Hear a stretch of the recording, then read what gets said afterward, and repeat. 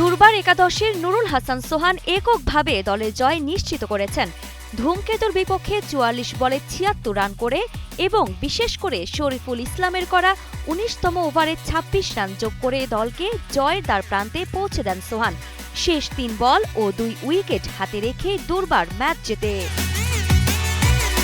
শরীফুলের over মোকাবেলা করা নিয়ে সোহান বলেন, ওই সময় আমার কাছে মনে হচ্ছিল পরিস্থিতি ছিল আমারই, সুযোগ নেওয়া উচিত। এই সুযোগটাই নেওয়ার চেষ্টা করেছি। নিজেকে যদি সেভাবে সুযোগ দেই অবশ্যই নিজের মধ্যে সেই আত্মবিশ্বাসটা থাকে। তিনি আরও যোগ করেন, যেহেতু ইনিংসটা লম্বা করার সুযোগ পেয়েছি, যখন শেষ দিকে এমন সুযোগ এসেছে সেট এবং আত্মবিশ্বাসী ছিলাম।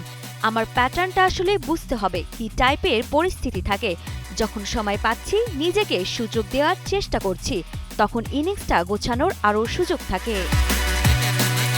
গত ম্যাচে টস হেরে আগে ব্যাট করতে নেমে ধূমকেতু সংগ্রহ করেছে ১৫৬ রান।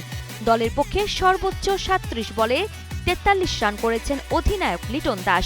ধূমকেতুর স্কোয়াড নিয়ে সোহান বলেন, ধূমকেতুর স্কোয়াড মূলত জাতীয় দলের ক্রিকেটারদের নিয়ে সাজানো। জাতীয় দলে যে স্কোয়াডটা আছে আমার মনে হয় অনেক ব্যালেন্স বেস্ট দল। ভালো বোলার আছে, ভালো একটা ম্যাচ হয়েছে, সামনে আরও ম্যাচ আছে, চেষ্টা করব যেন সামনে আরও ভালো করতে পারি। এছাড়া ম্যাচ শেষ করার বিষয়েও সোহান বলেন, যদি সুযোগটা নিজেকে দিতে পারি, নিজেকে সময় দিতে পারি, ইনিংস গোছানোর অনেক সময় থাকে। একই সঙ্গে অল্প সময়ের জন্য ব্যাট করলে যে ব্যাটারি থাকুক কাজটা একটু কঠিন হয়। এটা আমার হাতে নয়, ঘরোয়া লিগের উপরে ব্যাট করার সুযোগ পেলে আমি সেই সুযোগটা নেওয়ার চেষ্টা করি। বলা যায় নুরুল হাসান সোহানের এই ইনিংস শুধু দলকে জিতিয়েছে না, দেখিয়েছে সঠিক সময় আত্মবিশ্বাসী হয়ে খেলাই সবচেয়ে বড় শক্তি।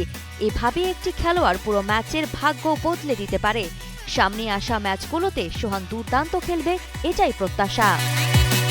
আরিফা জাহান পিনন, কালের কণ্ঠ স্পোর্টস।